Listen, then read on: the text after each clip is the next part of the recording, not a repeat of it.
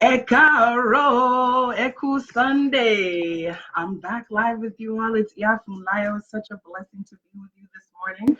We are going to be talking about Ifa today. I'm excited. If you missed my last live, I gave an introduction to Ifa and Orisha. So definitely go back and check that out if you missed that one, because some of the things that I'm saying today might build on that last lecture. I'm gonna let y'all know right now, we're not gonna be 2 hours today, all right? It was so much fun. We ended up 2 hours live last time, so there is so much going on in that video. Sharon Ekaso, Baoninkan, Dada Ni Adupe, Hey Maisha, Kwezi, Amalfi, Ife, Letitia, all of you, Mila, Arushla, how y'all doing? Good morning. Yes, yes, yes. Please like and share this so that your friends can come and enjoy it too. And I'm just going to dive right in. First, let me say thank you so much to all of you who were with me for prayer and meditation this morning. It was beautiful. We talked about our Ori. You can place your hands on your head right now and just open your hands and say Ori Wu, Ori Wu. That means may my Ori expand. And that's a very simple way that you can greet your Ori and pray for blessings, because Ori has to open in order to accept the blessings that are meant for you. No one can bless you, no Orisha, no spirit, no nothing, without the sanction of your own Ori. Because if you got a hard head that won't let your blessings through, it don't matter what happens. Hey, Fini Alafia, I'm so blessed to have elders in the room today. Amaka, hey, Regine, all of you, so many blessings to you, and I'm just happy to be with you. I invite you to visit Ashe Ire if you're not familiar with me, to find out more about who I am and what I do. And when I tell you the prayer and meditations are everything, let me stop. I have so much to tell you. All right, now I can't wait to hear those messages. I love, love, love feedback. So please don't ever hesitate to send me a message. There's something you'd like me to talk about. I also have the Ask Funlayo feature on my blog that I started back up. So if you have a question about spirituality that you think might help others for me to answer publicly, you're welcome to send it to funlayo@asheire.com. And I will answer some of those questions right on the blog. I also want to invite you all to come down and hang out with the African and Diasporic Religious Studies Association in New Orleans in April. It's April the 18th through the 21st. The conference is actually on the 19th, which is the Friday. There's going to be an Oshun Festival. There will be just presentations, panels. We have the King of Oyo Tunji coming to as our keynote speaker. He'll be talking about his father's legacy. He'll also be talking about how we're carrying it on. And it's just going to be so exciting and wonderful. So I invite you all to come and be there with us. And if you can't be there in person, wonderfully, we have a live stream. So for just $25, you will be able to join in all of the events and enjoy all of that. So check out my website, check out adrsa.org for information about that. And check out Ashe Ire for all the other information. All right, so now we are jumping right into the meat of our discussion, because like I said, not going to be 2 hours today. I'm going to come at you hard. I'm going to come at you fast. So I invite you. I know you will need to go back and go ahead and listen to all of this. All right. Yes, Bawani, Renee, Dada Neo, hey Peggy, Zenzele, Monique, my sister, Ifabemi, all of you, blessings and welcome. Glad to have you with us today. All right, so what is Ifa? As I talked about a little bit in the previous video, Ifa is the collection of wisdom, knowledge of the Yoruba people, right? It is not just it, and there is its associated divination system, which is used to access that knowledge, right? So it's the knowledge itself, as well as the means to access that knowledge, right? And to know which parts of that knowledge apply to which people at which times, right? Because if you can imagine a corpus of all of the knowledge about everything that exists in the world, everything in human existence, not only in the Yoruba world, but everywhere, right? We're talking money, we're talking children, we're talking all of the great archetypes of life that apply to every human being. That is the knowledge that is encapsulated in the Odus of Ifa. So the knowledge is encapsulated in what is called Odu, right? Odu. When we talk Odu of Ifa, Odu is the breakdowns of how this knowledge is stored. And so there are 256 Odu, or different pieces of this knowledge or breakdowns of this knowledge, right? And so in that, we have also a way, as I said, of accessing that. And so the divination system that we use, which I'll get into in a moment, that allows us to access that knowledge, then at different points in time, we would access one of those 256 Odu in order to give us information about our lives, give us information about what's going on, and also how, not just information, right? This is one of the beautiful things about Ifa and about African orientations towards divination, period, is that we're not just getting information, but we're also getting the remedy to situations, right? So what we call ebo, you hear this word sometimes, ebo. What ebo is a way to fix whatever the energy state is that's going on. So whatever Ifa identifies as being an issue in your life, you would then be prescribed ebo to deal with that situation, right? And so this is why it's really important before even getting an Ifa reading, right? Because Ifa is different than other types of divination because of this idea of the prescriptive. Ifa is also different because the energy of Odu, the energy of knowledge and information of the universe itself is an energy, right? Is a spiritual energy. It's actually a feminine spiritual energy. And as the story goes, without going into the whole story, this energy of Odu was married to Orunmila, right? And told Orunmila, who is the keeper of this knowledge of Ifa, and I'll talk about that in a moment. I did speak about it in the last video. She told him that in order for her to keep bringing all of this knowledge and all of this goodness, that none of his other wives should ever see her face.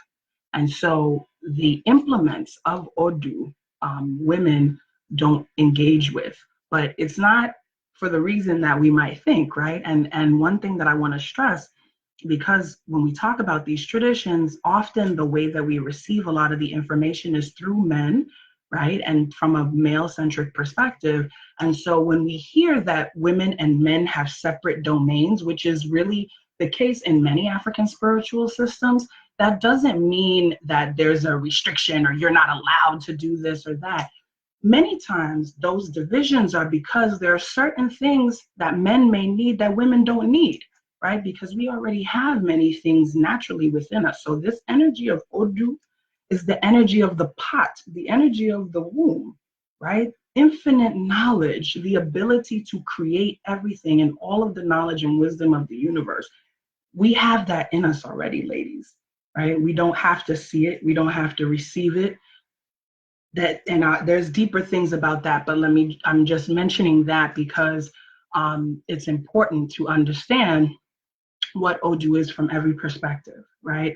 The energy of infinite wisdom, the calabash of knowledge that was thrown down by Olodumare, that was scraped up by the various Orisha, and that Orunmila scraped the most of, right? And who Orunmila also, being the keeper of all of this knowledge, is because Orunmila is thought to be what is called Eleri Ipin, which means the one who witnessed creation, the one who witnessed destiny, right? And so it's thought that when Olodumare was doing all of his creation and doing everything that he was doing, the primordial energy was doing to create the universe, that Orunmila actually witnessed everything that was done. He witnessed all of that creation, witnessed each person picking their destiny, which is why Ifa, in particular, in terms of divination, is so intertwined with our destiny. Before I continue, let me just say that Ifa is but one system of divination. One, not the only one, not the best one, not the highest one, one, right? There are many forms of divination in the world that come from many different groups of people. My very first tools that I used to divine were runes, right? I started off in Wicca, and I gave a talk about that in Colorado recently. Shout out to the Denver folks. And so that was my first divination tool, right? And so I want us to understand that all divination tools are seeking to access this knowledge and this wisdom. One of the differences with Ifa is that because Orunmila is specifically thought to have been present at the time that we chose our destiny, the readings of Ifa are thought to be very much intertwined with our life path, where we should go, what we should do. And again, the idea of Ebo, which is a remedy ritual that is performed after getting the reading to usher in whatever goodness is supposed to be ushered into your life, right? And so it's really important to understand that as a mode of Ifa before you get an Ifa reading. And this is one of the reasons why I don't read Ifa for most people, right? I don't read Ifa. Typically, I will send people to my godfather, but I don't even send people to him unless I know that they're of a certain mentality where they understand the importance of doing the Ebo after. If you just want information and some remedy that you can or cannot do, then that's, I still read my tarot, which I've been reading since I was a teenager. Those of you who have had readings from me, shout it out. It hits. That information comes through, and I also am naturally intuitive. But the information that comes from Ifa is specifically connected to our life paths, right? Because, as I said, he's Eleri Ipin, the one who witnessed the creation of everything in the universe, right?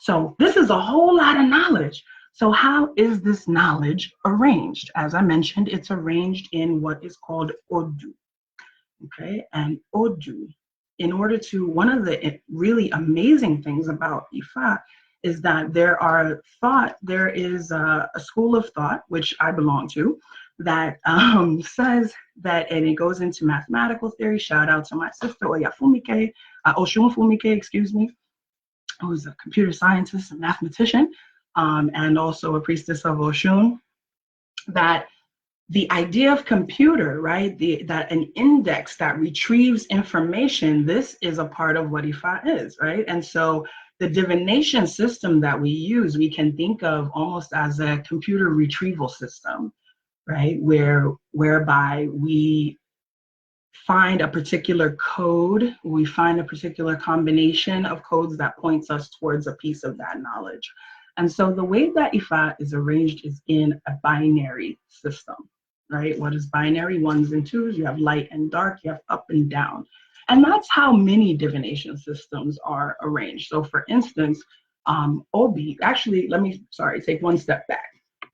There are three divination systems, actually, or three instruments or tools that can be used to communicate with Orunmila. One is the kola nut. Very, very important. My first book is going to be about the kola nut. It's in process right now. My first scholarly book talking about how it's obi ni be arun, obi ni be bobon kamburukulaye. It is obi, the kola nut, that's able to push away death, push away sickness, push away all the negative things in our lives. When we deal with obi, we are talking about obi abata, which is the four-lobed kola nut, right? And if you've seen one of these, and I'll post some pictures in the comments later, they are naturally, it's a small round. Matter of fact, ta-da, of course, I have one right here. So this is a kola nut, okay? And as you can see, this one has it, you see it has the crossroads of the universe there on the end of it, right? And this is a four-lobed nut. And so when you open it, you get pieces that look like this. Okay, this is one that I have open because I'm doing some, gonna actually make some teas and medicine with it, right? So it looks like this.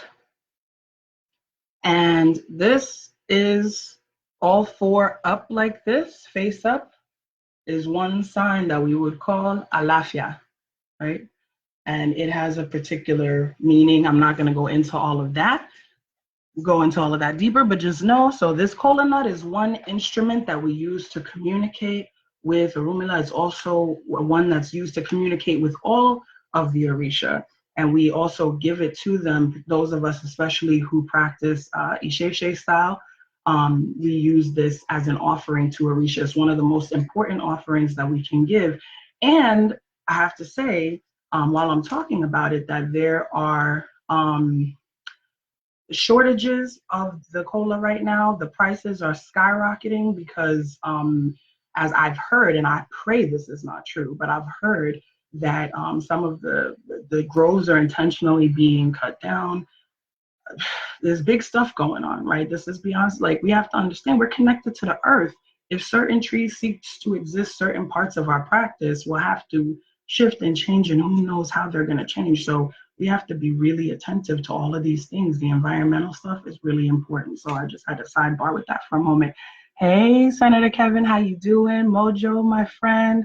Naja, blessings to all of you who are on. Tiff, Nandi, blessings to everybody who's here. So the next tool that we use to communicate with Orumila is called Opele. Opele. Opele.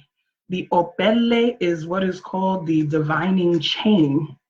And the Opele looks like a chain with four pieces of what is called Opele seed attached to them.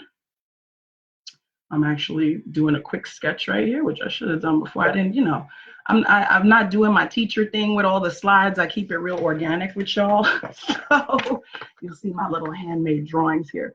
So an opele looks like this, and the diviner would grab the top of the chain and throw it, and whether it lands with face up, represented by the white face, or face down, represented by the darker face, would tell us, so whatever combination this lands in would tell us what our Odu is. So here, I just did this randomly. I did Otura Osa.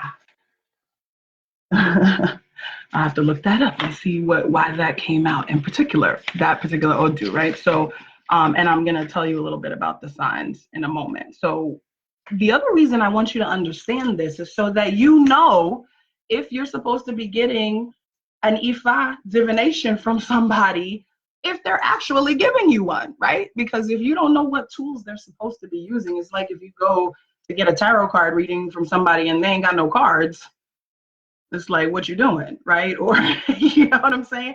So it's important for everybody, especially those who are new to this, to understand what the tools are, right, that are supposed to be used. So the divining chain, the opele is one, and the other is called Ikin Ifa, which is the palm nuts of Ifa. This is the one that often we see, and it's used in combination with what's called an opon.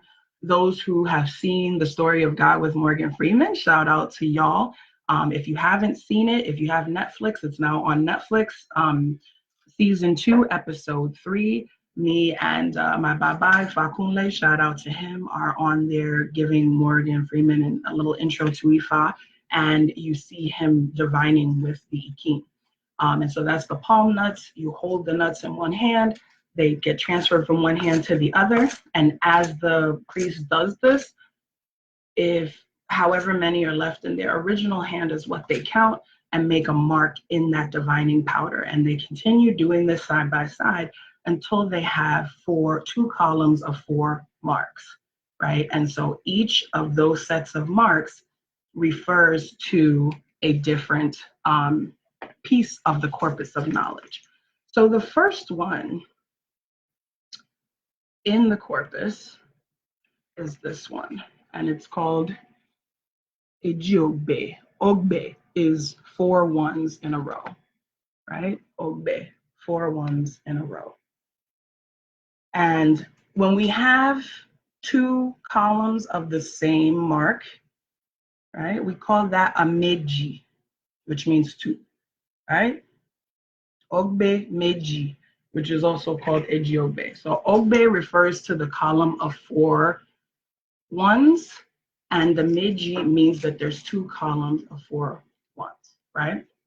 One thing that I want people to understand, again, before I continue, another little sidebar, is that we're often told that all of this knowledge of Ifa and all these things is a secret, right?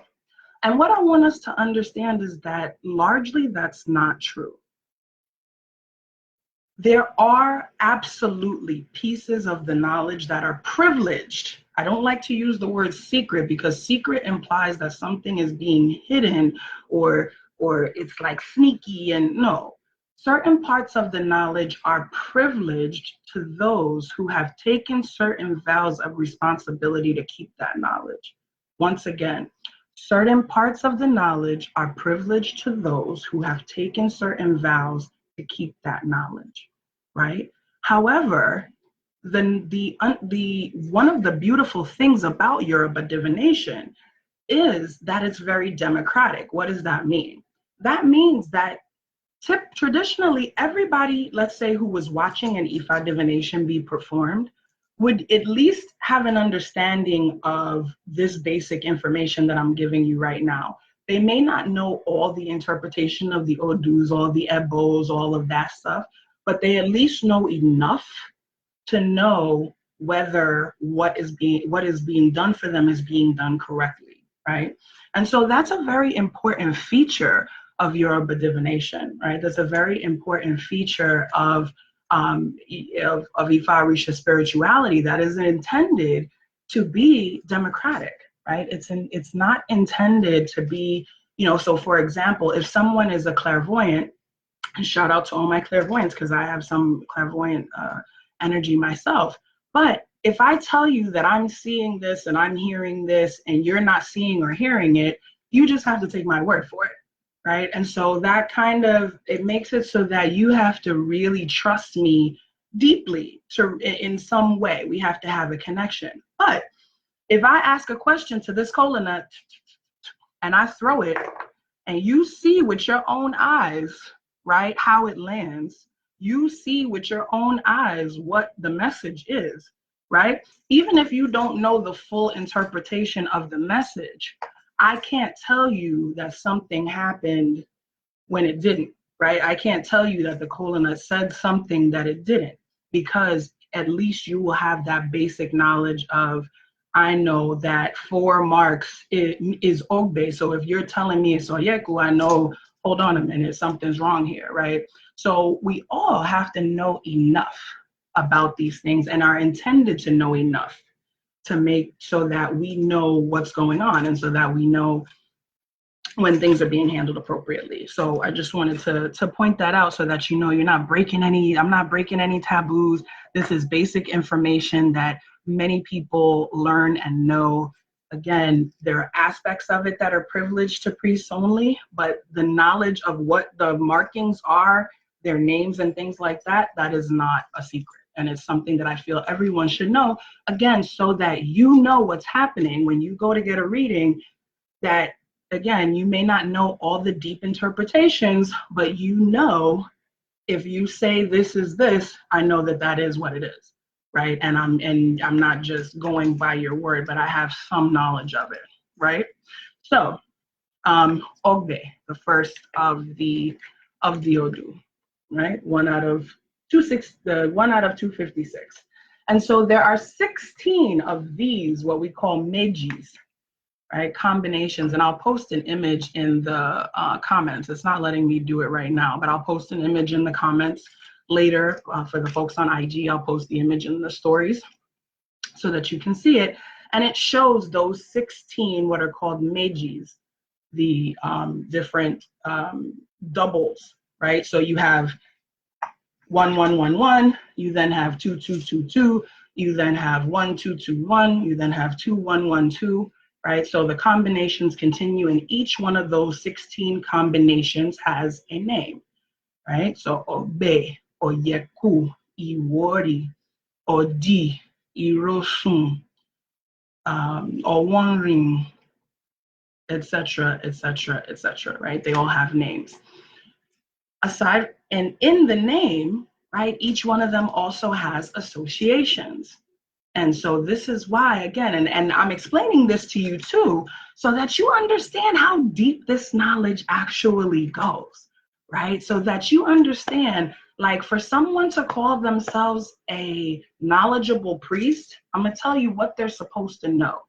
What they're supposed to know is at least 8 verses of each of the 256 Odu, along with stories, remedy prescriptions, taboos, and all of that, ebos, right? Think about how much knowledge that is. So again, if you go to somebody for an Ifa reading, and as soon as they're finished casting their tools, they're pulling a book out to start looking up,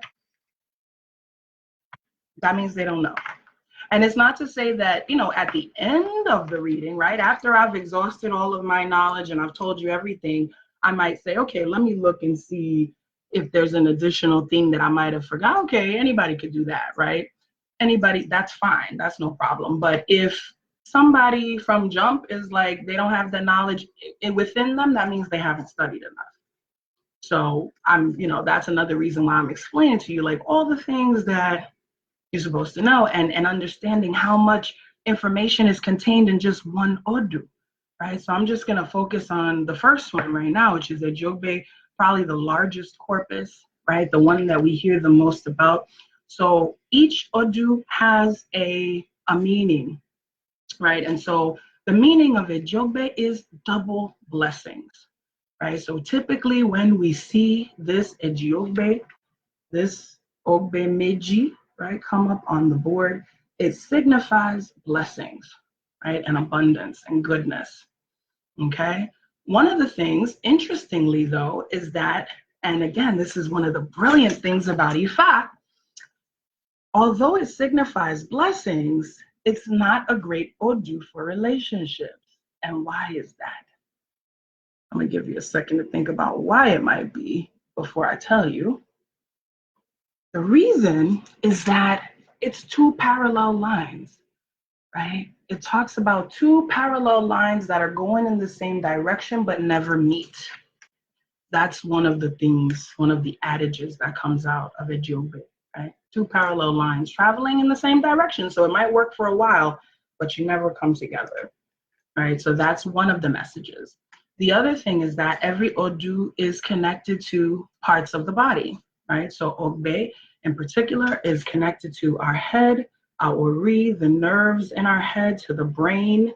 Ogbe, depending on how it comes out in a reading, can signify head issues with the head, things of that nature, either physically or mentally, right? So these are things, and there would be remedy prescriptions for all of these things. And again, understand that each one of the 256 Odu has also, it's thought, 256 at least more verses underneath of it, right? And so thinking about that amount of information, what does that mean? That means that not all of that information is going to apply to everybody, right? Even if I and someone else have a reading and get the same outcome of a Jogbe, the reading then also, again, and this is one of the beautiful things about Ifa, goes deeper. So when we get a reading, we get that Odu first, right? We get that information. Then the next thing is, does this come with what we call Ire, or does it come with what we call Ayewo? Ire is with blessings. And so if I were to give someone a reading, it came out at Jogbe, it came with blessings, then that would mean that all of the most positive things about the Odu are what is most likely to manifest for that person. Conversely, if I give them a reading and it comes out at Jogbe and it comes out Ayewo, that would mean that more than likely it's the not so great aspects, the more challenging aspects of the Odu that are the ones that are more likely to manifest. right? And so we might talk about those issues. I might then ask them, oh, do you have issues with your head? You've been having headaches, have you been having these things go on? Are you in a relationship? Because if so, this is indicating it might not be working out, right? These types of things. And so the diviner should be able to identify certain things, but then understand too that it's also a conversation, right? In any type of divination session, it's a conversation in the sense that after I've told you everything that is coming out, now it's like, okay, does this resonate with you? Yes, this, and then we can check further and ask further specific questions, and things like that. But again, so these all have different associations. They have body parts, they have medicines, they have taboos, they have, all of these types of things. Ejogbe, it tends to indicate the need for initiation in many cases, not always. Again, none of this is blanket. That's one of the beautiful things about Ifa. It is all tweaked. It's specifically tweaked and designed for each person, right? So everybody who gets a reading is going to be different, even if you get the same Odu. The tweaks, the little tweaks, the type of Ire it comes with, right? Even if it comes with blessings, there's different types of blessings, right? So it could come with the blessing of money. That would lead me to give you more of the stories and information about the wealth and the Odu. If it comes with blessings from the ancestors, I might talk more about that, right? So that the thinking, I just want everybody to understand all the levels that this is supposed to be working on. And if you go to a diviner who knows what they're doing, they're supposed to be hitting all of these different levels and points. Ritual prescription, things like that. Now, one thing to understand is that in terms of a life Odu, and I've been getting a lot of questions, a lot of folks contacting me asking about this lately. If you want a reading that is going to give you a blueprint for your life, that happens, as far as I'm concerned, during the course of an initiation of some type, either getting a hand of Ifa, which I believe everybody should have, because that is just what a hand of Ifa does, is give you an Odu that helps to govern your life. And believe me, you can study one Odu for the rest of your life and still not know. I learn new things about my Odu every single day. Every time I talk to a new priest, every time, I learn new things. And so the Odus, you can, if you want to read a reading that's going to give you an Odu that governs your life, excuse me, that happens in the course of an initiation. But every Ifa reading gives you a glimpse into your destiny, right? And every reading period, whether it's Ifa or not, thinking about the fact that if you're constantly getting the same messages, right? Like I have some clients who I do tarot divination for, and they'll get almost the same cards or the same types of messages every time. And people kind of get frustrated by that. But I'm like, baby, you got to understand, you won't get the same message till you get the message, right? If you haven't done, if the readings consistently say you need to do this, you need to do this, you need to do this, and you still ain't done this, and you did another reading, guess what the spirit's gonna say? You need to do this, you need to do this, right? They're gonna keep hitting the same point till you get it. Because what's the point of giving you more information if you haven't even acted on the first information you were given? Right? That's the thing. And this is one of the things as well. Like so many of us are, whores for information. We just want to collect. Oh, I want to know. Gimme. And then I come back to the same person and I say, aboro aboye, and they don't know the response. And I'm like, okay, well, that was the first thing I taught you before you asked me for the other 50 things. And now you don't even know that, right? Speaking of that, aboru aboye, aboshishe. That is the greeting for initiates of Ifa. So a babalawo, which is a male initiate or male priest. Iyanifa is a woman. And I will be speaking more about this, specifically the role of women and all of that, with Yeye Fini next week on her Blog Talk Radio show next Sunday. So we'll save the discussion about women for then, but just know that a male priest is a babalawo, a female is a Iyanifa. And the greeting is aboro aboye Ifa Soto. And the response that is given to that is Oboacho Asore Iwori Wufun, which is wishing you good long life. So the greeting aboro aboye aboshishe means it's referring to Ebo, it's referring to ritual prescription. It's saying that the Ebo was marked, that the Ebo was completed, and that the Ebo was efficacious, that it worked, right? And the Babalao or Yanifa, when they respond to you, they're saying that I've heard it and it was done, and they are praying long life for you. And so what that does is you're reinforcing the energy of the priest when you give that greeting, and they are in turn reinforcing your life energy. A couple of people asked if they can ask questions. Absolutely, you can ask a question. So Malik, you can ask a question. Ghetto Fresh asked, what about coconut? Yes. I didn't touch on coconut because I'm speaking more from the traditional standpoint, and kola nut would really be what was used. But in the diaspora, and actually, as you'll see in my book, this is not, coconut was also used in Yoruba land as well, and still is for certain Orisha, right, for certain spirits. It was not used for Ifa traditionally, so it's the kola nut for Ifa. But yeah, it was used for Egbe and for some other Orisha that I'm going to be talking about in my book. But in the diaspora, when the tradition came into the diaspora, the kola nut wasn't here, right? And so the use of Obi expanded beyond its original context with one Orisha to be now used for all the Orisha in place of the kola nut. And so, and it also is called Obi, right? People who practice in diasporic styles of Orisha, they call the cut pieces of coconut Obi. The Yoruba name for coconut is actually Agbon, A-G-B-O-N, Agbon. And Obi refers to the kola nut that I showed earlier. But in the diaspora, again, cut pieces of coconut may also be referred to as Obi. But this is the kola nut. Okay, Obi Abata. And also, for those who may not have known this, and again, listen, so much of our knowledge, so much, we have so much, African people, we got so much.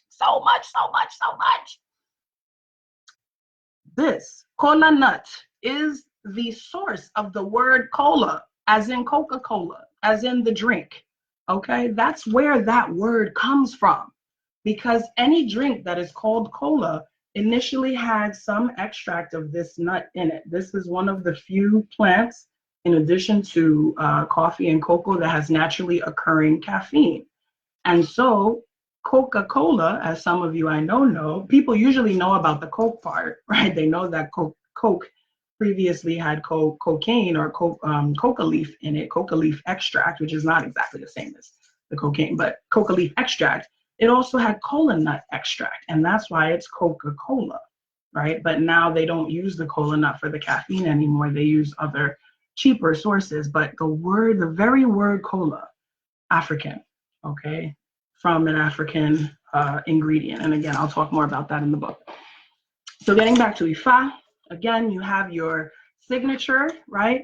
So I'll show you the second one as well. The second one is called Oyeku. So the second one is a row of twos, 4 twos in a row, right? Oyeku. And that means to sidestep death. That is what Oyeku represents, okay?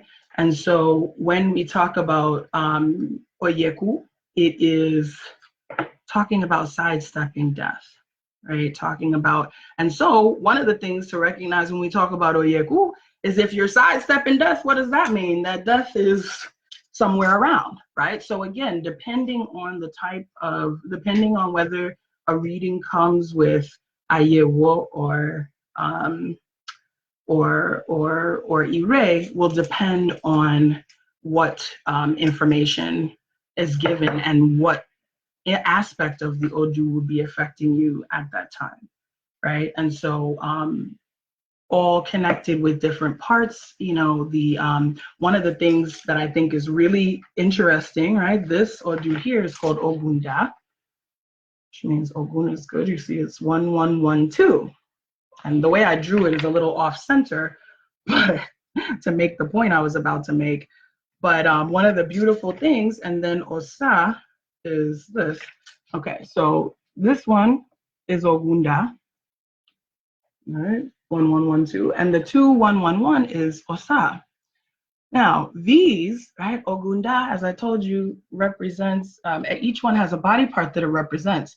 Well, Ogunda represents the male organ, and look what it kind of looks like, right?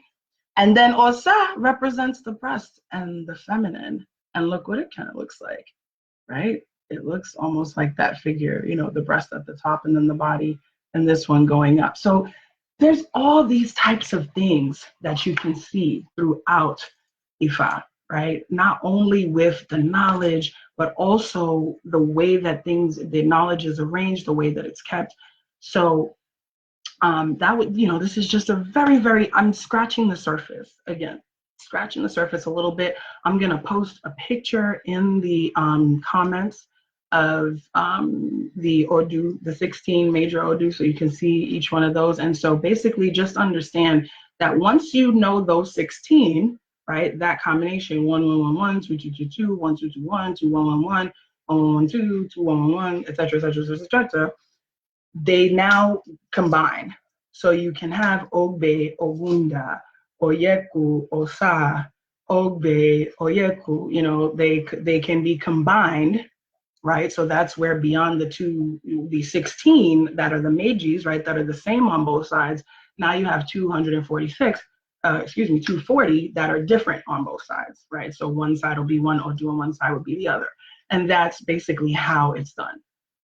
And so once you get that Odu, which should always consist of two sides, right? Either they'll be the same or they'll be different.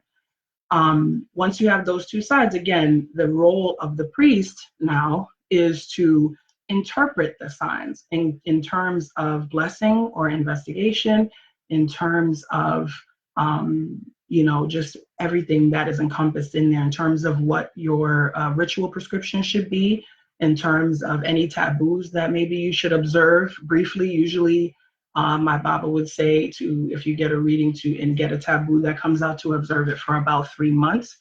Let me mention, and thank you, Sadio, for bringing it up, that there is also another form. There are actually 4 forms of of Yoruba divination, and I focused on the 3 that specifically communicate with Ifa, but there is also Merindinlogun, which is 16 cowrie shells, okay, 16 cowrie shell divination, and that system is thought to be owned by Oshun and to have been given to Oshun by Orunmila, and we use that divination system to communicate with the other Orisha, and so I will speak about that a little bit, or maybe have Yeye Fini come in and speak about that during one of our lives soon. So thank you, Sadio, for that question. Someone asked, do you practice Santeria? I practice Isheshe, or Yoruba indigenous religion, which is the base of Santeria, but Santeria is also combined with Catholicism and Spiritism, Kardecian Spiritism, and other aspects that I don't incorporate into my practice. Somebody asked, how can I contact you directly? Check out my website, Ashe Ire. That's ASEIRE, just like the page. All right, wonderful. Let's see, let me check and see if there's any other questions. Should I suggest a bow for clients, friends, family who I do a divination for that may not be comfortable with the work? Well, that's a great question. Listen, here's the thing. If you do a divination and an ebo is prescribed, you have to suggest it.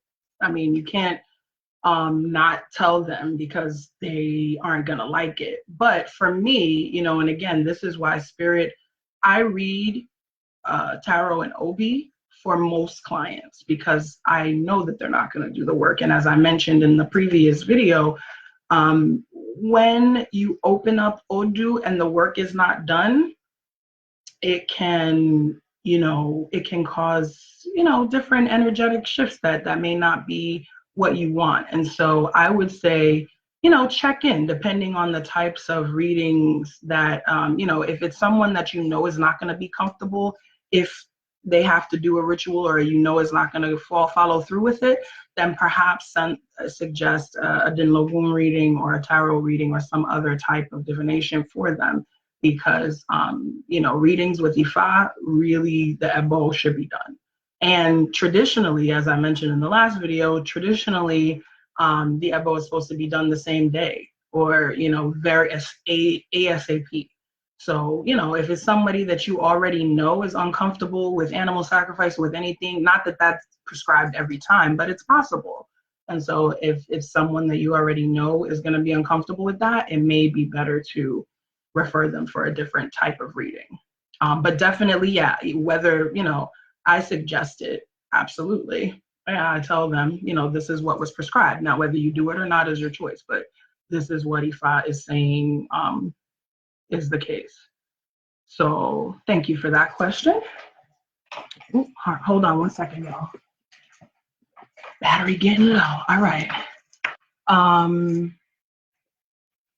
Do I have to be there for the work? No. In person is always better, but work can be done at a distance as well. So just, the thing is to make sure that you, make sure that you trust the person. And I mean, just like with anything, we're talking about your life. The spirituality is about your life.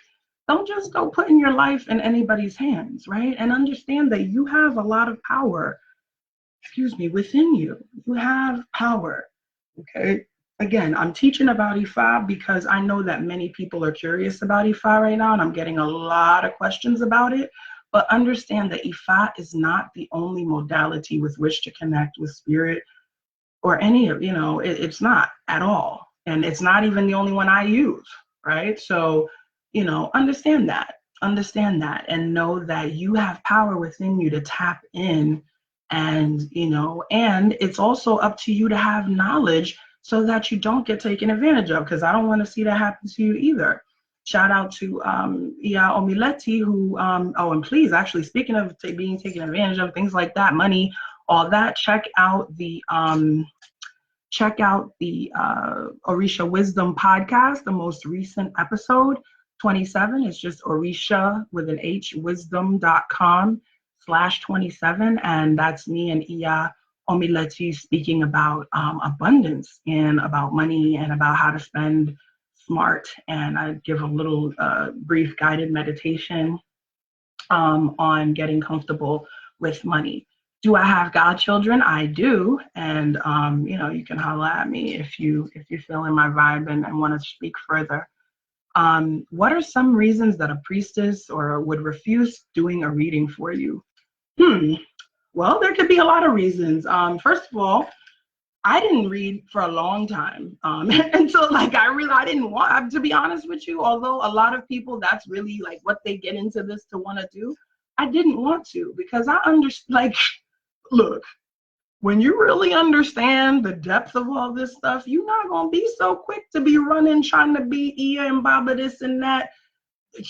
As my Baba always says, the Odu of a Babalawo or an Ianifa is WORK. That's the only Odu we got. That's the only Odu that we recognize. You know what I'm saying?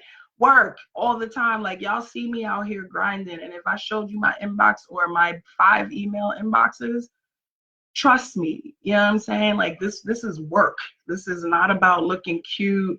I mean, we do look cute. Don't get me wrong. You know what I'm saying? And shout out to Deanna Loman Arts, my Omo Awo, who made the earrings. She got that brass and copper for you. We look cute, but it's not all about looking cute. You know what I'm saying? This is work, and it takes time, and it takes knowledge. And I've been doing this, for 10 plus years now. You know what I'm saying? And studying. I was at my Baba's when I first got into. I was at my Baba's shrine every day for 2 years. Like it was my job, because I felt like it was 9 to 5. Okay, hundreds of readings I took notes for, sat in on, help with ebos. I mean, look, I put in work. You got to put in work. This is about work. But when you put in the work, you see them blessings come back, right? But you got to be willing to put that work in. So, what are some reasons? It could be, quite frankly, first of all, let me just say this. If you ask someone for a reading and they don't want to read for you, then go with that, right? Because there's something with the energy that could just be off. Sometimes a person connects, approaches me, and I'm not feeling their energy, right? And in order for me to read someone, I have to open myself up to their spirit guides, to, their energy. And if I'm not even feeling you when I first speak to you, then I'm not going to want to open myself up and receive like that. That's one. Two, they may be in a period where they're not reading for others, right? There are definitely periods that we all experience as spiritual workers where we have to kind of go into self and not receive all that energy from other people right now. So that's another reason. There's a number of reasons. But I would say, definitely only get readings from people who you feel comfortable with. And again, don't feel forced into anything. Like if you speak to somebody, even if you think you want to get a reading from somebody and you talk to them, and you're not feeling their energy, then find somebody else, right? Because at base, these are human relationships. Right. So if you're not feeling a person, then you're not gonna open yourself up as much as you need to really receive everything you need to receive from them. Are general readings possible, or do you suggest that a person have a set of questions prepared? I actually prefer you not have questions, to be honest. I usually ask, what do I need to know right now when I get my own personal divinations? I mean, of course, sometimes I have something specific I want to know about. But typically I'll just ask, especially if you're someone that doesn't get readings often, I would just say, what do I need to know right now, right? For my Ori, what is my highest? What do I need to know right now that is going to help me to fulfill my destiny? What do I need to know right now that is going to take me to my highest place? Because sometimes what you asking about ain't what you really need to know about. You're busy asking about a man when you need to be asking about how to get your life together. Things like that. Or a woman, or some money when, things are falling down around you and you talking about, I'm trying to put an album out, and I'm like, baby boy, your house falling down. You can't be in the studio right now. You got to take care of that, right? So whatever it is that we may be concentrating on may not be what we actually need to be concentrating on at that moment, right? So I typically advise people, especially when getting a reading from Ifa, to really ask about what's the most important thing. Let's see, is there any difference between practices, Lukumi, Hand of Ifa, and when one receives a Hand of Ifa via Isheshe? Thank you, Renee, for that question. And this is actually going to be probably the last one because I'm going to have to run. There is a difference. I'm not going to go specifically into the differences because I'm not as versed in Lukumi Hand of Ifa procedures, but there is a difference. And in some branches of diasporic practice, they don't give a full set of iking to women. There's a lot of different variations, but I'm gonna tell you, Isheshe, Isheshe style, so this is also, again, I don't want anybody to be taken advantage of. I want you to understand what you're supposed to have when you get something. If you get what's called a Hand of Ifa, you should receive at least 16 palm nuts, right? That is the least you should be getting when you get a Hand of Ifa, okay? You get 16 at least. And usually you will get like 20 at least because you want to have a few extras just in case, right? But 16 is the least that's needed to do a divination. And once you get your own Hand of Ifa, you should usually you will take your own ikin that belong to you, that are now connected to you, with you when you go to get a divination, and have the diviner use your own ikin for the divination. Okay, and so in some branches, and again, I have not seen this personally, but I've heard in some branches they might only give a woman one ikin, or some branches don't do the full Ifa initiation for women. That's a whole, I won't get as deep into that, but there are some differences. So it's important to understand.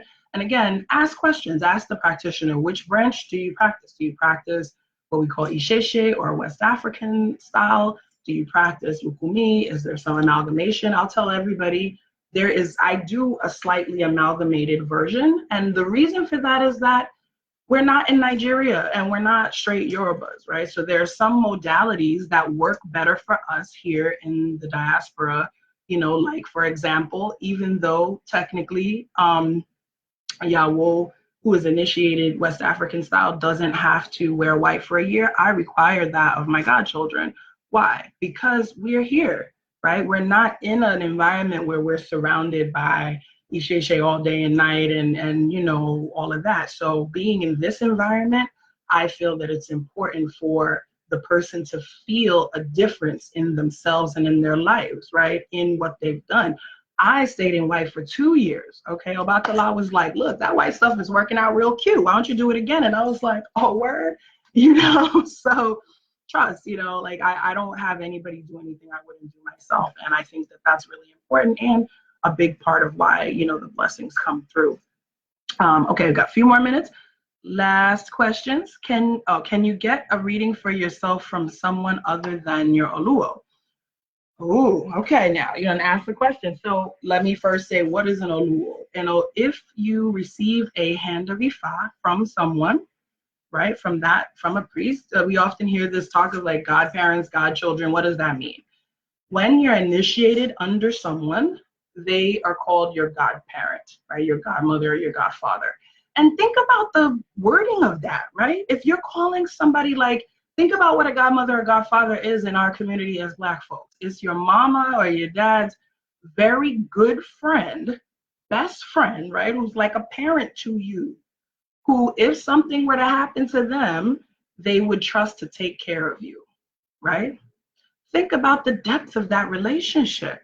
So the same thing when you're going into a spiritual relationship, like don't jump into this just like that. You got to get to know somebody and understand, do you want to be guided and led by that person, right? Do you want to be in a relationship with that person? Would you be friends with that person outside of spirituality, right? Like these are things to really deeply consider. And that's why even when people talk to me, like they get excited, they're on the videos, they're like, oh, I'm ready to be your godchild right now. Like, let's do this. And I'm like, hold up.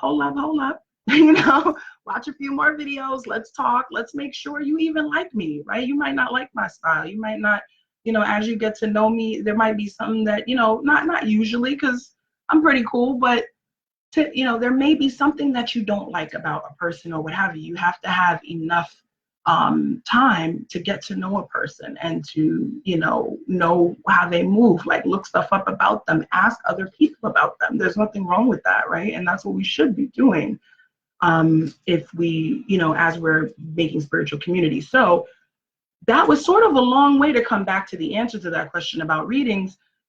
So your Oluo, if you receive a hand of Ifa from someone or get initiated to Ifa with someone, that person will be called your Oluo, right? They are your godparent in Ifa, your godfather in Ifa. And yes, the short answer is yes. You can get a reading from someone other than your Oluo, and there may be other reasons why. There may be reasons why that's the case. Some houses have different, ideas about that. I don't think it's a good thing to jump around too much, getting readings from different people. And again, if you have a deep and close relationship with your Oluo or your godparent, then you probably wouldn't want to get a reading from someone else. But, listen, we all grown, this is life. If you have any reason to feel that you need a reading from someone else, or if the way that they're reading isn't resonating with you, then there's nothing wrong with getting a reading from elsewhere and checking into things. Oh, IG, sorry, y'all about to cut off in a second.